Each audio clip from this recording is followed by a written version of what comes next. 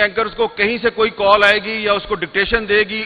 Supreme court کے chief justice نے اس کو نوٹس لیا, کچھ بھی نہیں ہوا. جس ملک کی عدالتوں کے جج اپنے لیے انصاف مانگنے کے لیے فریادیں کر رہے ہیں, جج صاحبان جو ہیں وہ پروٹیکشن نہیں مانگ رہے, اپنی آزادی کا تحفظ. السلام علیکم ناظرین کرام, عدالتی حالیہ فیصلے کے بعد ایک بڑی خبر سامنے آئی ہے کہ یہ فیصلہ ہو چکا ہے کہ عدالتی فیصلے پر عمل درآمد نہیں ہوگا. آپ یہ ویڈیو دیکھیے پھر اس پر بات کرتے ہیں. آج کل پاکستان میں سب کچھ رینٹ پہ چلتا ہے, اور صرف پارٹیاں رینٹ پہ نہیں ہیں, میڈیا ہاؤسز بھی رینٹ پہ چلتے ہیں, جرنلسٹ بھی رینٹ پہ چلتے ہیں, لائرز بھی رینٹ پہ چلتے ہیں, سارے رینٹ پہ ہیں.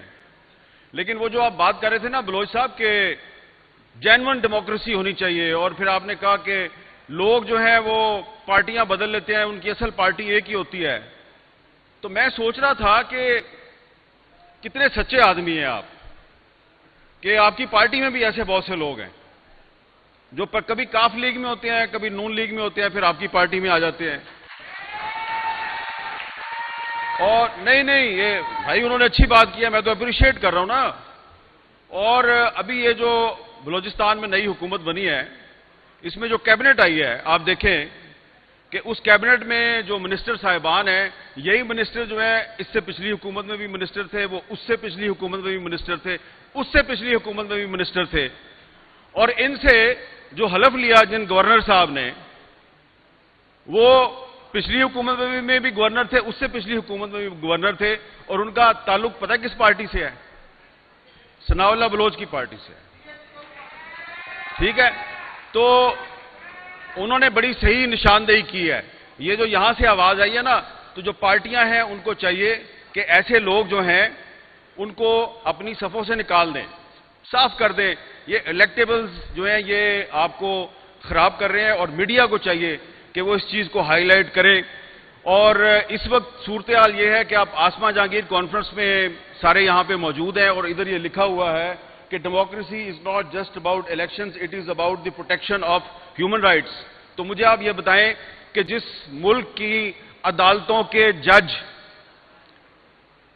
اپنے لیے انصاف مانگنے کے لیے فریادیں کر رہے ہیں, وہ ہیومن رائٹس کو کیسے پروٹیکٹ کریں گے؟ اور صرف جج صاحبان جو ہیں وہ پروٹیکشن نہیں مانگ رہے, اپنی آزادی کا تحفظ نہیں مانگ رہے, ہر کوئی جو ہے وہ اپنا تحفظ مانگ رہا ہے. اور یہ سچویشن صرف پاکستان میں نہیں ہے, یہ اس پورے ریجن میں اس وقت یہی صورتحال ہے. انڈیا کی صورتحال بھی کوئی مختلف نہیں ہے, سری لنکا کی صورتحال بھی کوئی مختلف نہیں ہے, بنگلہ دیش کی صورتحال بھی کوئی مختلف نہیں ہے. لیکن ہم بات کر رہے ہیں پاکستان میں, پاکستان کے بارے میں. تو یہاں پر اس وقت جس آئین کی بالادستی کی یہاں پہ بات ہو رہی ہے, یہ آپ کو ماننا پڑے گا, مانو یا نہ مانو. آئین پاکستان کو یہاں پر تقریباً غیر مؤثر کر دیا گیا ہے. آپ جس آئین کے تحفظ کی بات کر رہے ہیں وہ پہلے سے غیر محفوظ ہے. اس کی وائلیشن صرف غیر سیاسی لوگ نہیں کرتے, سیاسی لوگ بھی کرتے ہیں.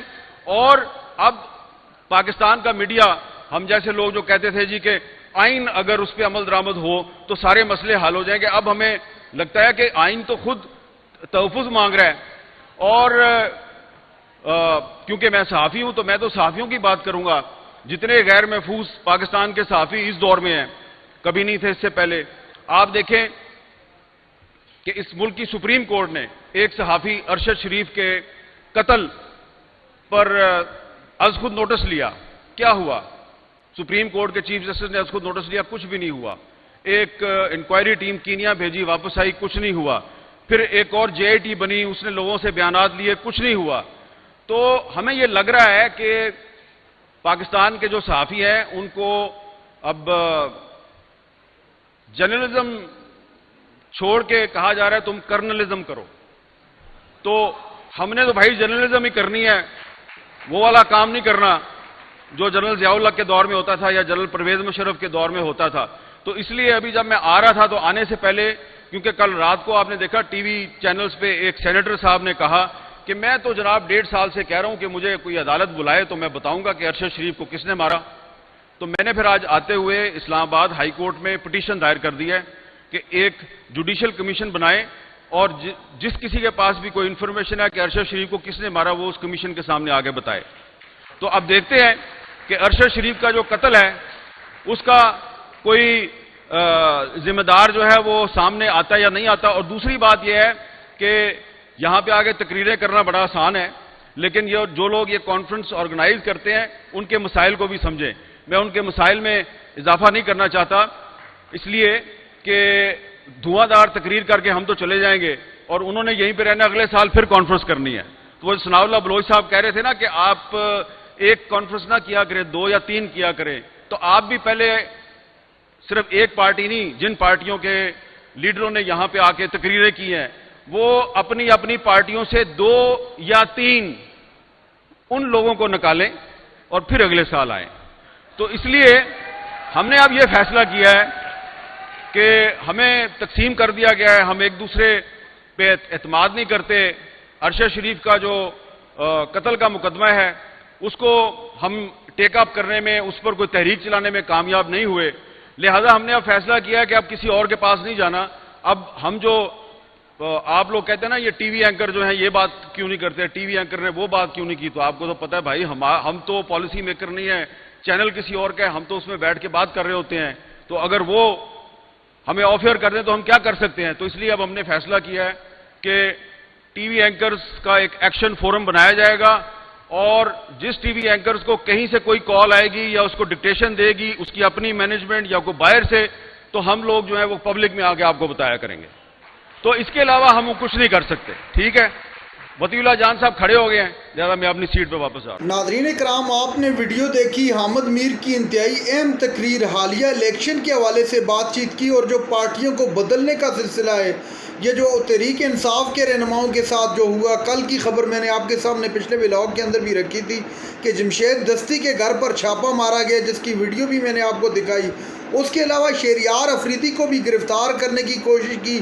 عمر ایوب نے اس پر اپنا بیان دیا کہ یہ بالکل غلط ہو رہا ہے، ملک میں آئین اور قانون کی دھجیاں اڑائی جا رہی ہیں. ناظرین کرام، اس کے علاوہ ایک اور بہت بڑی خبر آئی ہے جو ریزرو نشستوں کے حوالے سے حالیہ سپریم کورٹ کا فیصلہ تحریک انصاف کے حق میں سامنے آیا ہے. اس پر یہ خبر سامنے آئی ہے کہ جو منیف فاروق صاحب ہیں کاشف عباسی کے پروگرام میں بیٹھے تھے، اور کاشف عباسی کو انہوں نے بتایا کہ جو فیصلہ ہوا ہے اس پر فیصلہ ہو چکا ہے کہ عمل درآمد نہیں ہوگا. تو ایک نئی ٹکراؤ کی طرف جانے والا معاملہ سامنے آیا. یہ حکومت پتہ نہیں کس راستے جانے کی کوشش کر رہی ہے، اس ملک میں کیا کرنا چاہتی ہے، اس بارے میں کسی کو کوئی سمجھ نہیں آ رہی. چونکہ یہ لوگوں کی اگر ووٹوں سے منتخب ہو کے آئے ہوتے تو ان کو فکر ہوتی ہے اس عوام کی ناراضگی کی، اس عوام کے غصے کی. چونکہ ان کو عوام کے ووٹ کی ضرورت نہیں ہے، اسی طرح ان کو ان کے غصے کی پرواہ بھی نہیں ہے، ایسے لگتا ہے بظاہر.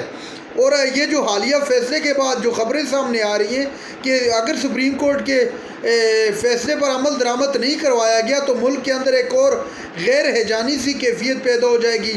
تحریک انصاف مزید اس پر جو ہے اپنا سٹانس سخت کر لے گی، چونکہ وہ لوگ آگے اس بات پر اڑے ہوئے ہیں کہ ہمیں ہمارا حق نہیں دیا، ہماری سیٹیں ہم سے چھینی گی. لوگوں نے ہمیں مینڈیٹ دیا، اس کے باوجود ہمارے مینڈیٹ کا احترام نہیں کیا گیا. اوپر سے سپریم کورٹ نے جو ریزرو نشستوں کا معاملہ ان کے حق میں دیا، اگر اس معاملے پر بھی حکومت ان کو جو ہے اگر سرخ جھنڈی دکھاتی ہو تو تحریک انصاف کا سٹانس مزید آنے والے دنوں میں سخت ہوگا. جو ٹکراؤ کی صورتحال ہے خدا نخواستہ وہ پیدا ہوتی دکھائی دے رہی ہے. ناظرین کرام، یہ تھی آج کی ہماری ویڈیو. چینل پر جو نئے چینل کو سبسکرائب کر لیں. اگلی ویڈیو تک اللہ حافظ.